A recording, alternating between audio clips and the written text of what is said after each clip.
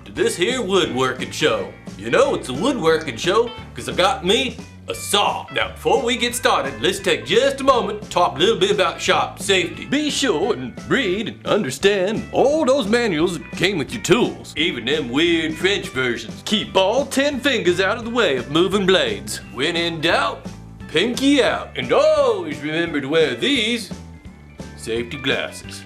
Well, we're going to start this project by using our 1/4-inch drill bit and boring a hole, about yay deep, on each edge of a chunk of wood. I used maple, but just about any kind of chunk of wood will work. Then I bore a hole right smack in the middle of it. Now, some of you folks might call this a circle cutting jig. Well, I call it a board with a bolt in it. But it gets the job done. I just clamp it to my bandsaw table and start spinning away. Then I can take that same jig and move it on over to my disc sander. I'll clamp it down and start smoothing out those edges. Oh yeah, it gets it smooth. Smooth as a baby's behind. Now I can just round over all those edges on my router using a 1/4-inch roundover bit and just start spinning and spinning. There's a lot of spinning going on in this project. Kind of reminds me of my Aunt Sue after she's been dipping into the moonshine.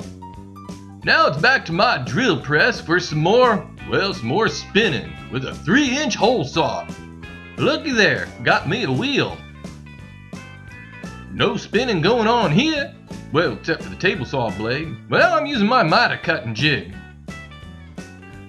Now I can drill me some 1/4-inch holes right in the middle of each of those boards. I cut out 4 of those boards to make a square frame.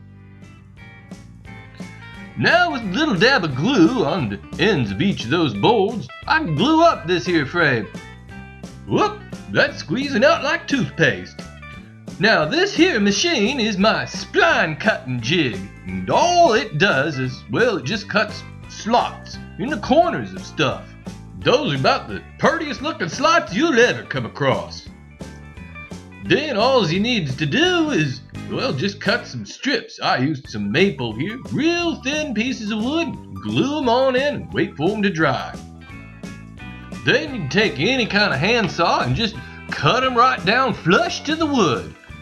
You'll still need to sand them down and make them all nice and smooth, but putting splines in a piece makes you look like a woodworker.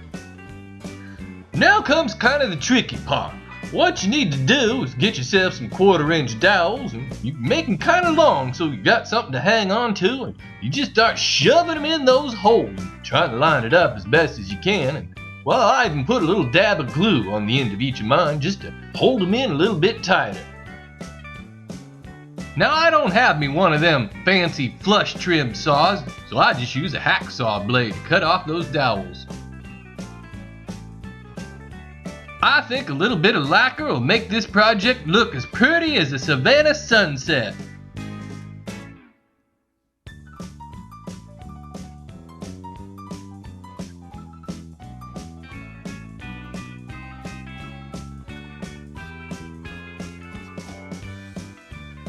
Well, there's my completed timepiece, and I think it turned out real swell. So thanks for watching this here woodworking show, and always remember what my granddaddy used to tell to me.